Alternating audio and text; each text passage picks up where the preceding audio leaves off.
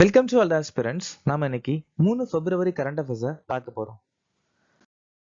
நேற்றுக்கான GK question பார்த்துடலாம். போலகாத் மற்றும் உம்மதாத் கர்நாடகா. நக்காத்தா மற்றும் காஃபா எந்த மாநிலத்தின் நடனம்? மகாராஷ்டிரா. முனாரி மற்றும் தல்காய் ஒடிசா. மராசியா மற்றும் மஹா மேற்கு வங்காளம். பீம்சன் ஜோஷி 2009ஆம் ஆண்டு பாரத ரத்னா விருது வாங்கியிருக்காங்க. ராமானுஜாச்சாரியார் விசிஷ்ட அத்வைத்தம் சொல்லக்கூடிய தத்துவத்தை நிறுவியிருக்காங்க. ராமானுஜாச்சாரியாவை இளைய பெருமாள்னு சொல்லுவாங்க. குடியரசின் கருத்தை பிரான்ஸ் நாட்டில இருந்து நாம எடுத்துக்கிட்டோம்.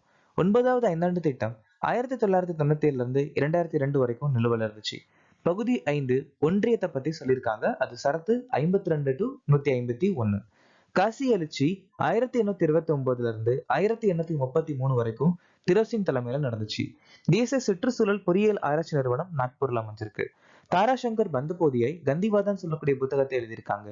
பிரேசில் நாடு மகளிர் ஃபிஃபா உலகக்கோப்பை 2027 நடத்த போறாங்க. அடல் பூஜல் யோஜனா ஜல்சக்தி அமைச்சகம் 2019ஆம் ஆண்டு அறிமுகப்படுத்தியிருக்காங்க. பிரதமர் கிசான் சம்மான் நிதி நிதியமைச்சகம் 2019.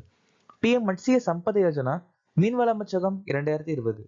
கரீப் கல்யாண் ரோஜ்கார் அபியான் 2020. சுமித்வா யோஜனா பஞ்சாயத்து அமைச்சகம் 2020. PM ஸ்வநிதி வீட்டு வசதி அமைச்சகம் 2020. PM போஷன் சக்தி நிர்மான் அபியான் பெண்கள் அமைச்சகம் 2021. சிக்கிம் உயர்நீதிமன்றத்தின் தலைமை நீதிபதியாக நியமிக்கப்பட்டவர் யார்? முகமது முஸ்தான். அரிய சாமுராய் தற்காப்பு கலை விருதை பெற்ற முதல் இந்தியர் யார்? பவன் கல்யாண். GA டேக் புவிசார் குறியீடு பெற்ற நாகோரி அஸ்வகந்தா முக்கியமாக எந்த மாநிலத்தில் வளர்க்கப்படுகிறது? ராஜஸ்தான். இந்திய ராணுவத்தின் எந்த கட்டளையின் கீழ் சஞ்சார் சக்தி பயிற்சி நடத்தப்பட்டது? தெற்கு கட்டளை, அதுவும் மும்பைல. எந்த ஆயுதப்படை புதிய டிஜிட்டல் தளமான DIMEI அறிமுகப்படுத்தியது? இந்திய ராணுவம். எந்த மாநில அரசு அக்கா பாதை திட்டத்தை அறிமுகப்படுத்தியது? கர்நாடகா. ஜெலாய்டின் கூற்றுப்படி நிதியாண்டு 26 இந்தியாவின் மொத்த உள்நாட்டு உற்பத்தி வளர்ச்சி என்னவாக இருக்கும் என்று கணிக்கப்பட்டுள்ளது? 7.5 to 7.8.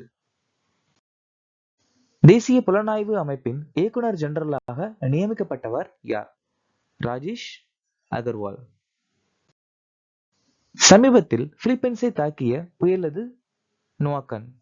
நோவாக்கன், ஆனா உள்ளூர் மக்கள் அந்த நோவாக்கனை ஆடா அப்படின்னு சொல்லுவாங்க. MSME கடன் ஓட்டத்தை அதிகரிக்க சிட்பிக்கு எவ்வளவு மூலதன ஆதரவை மத்திய அமைச்சரவை அங்கீகரித்தது?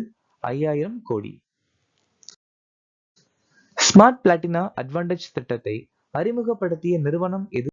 SBI life.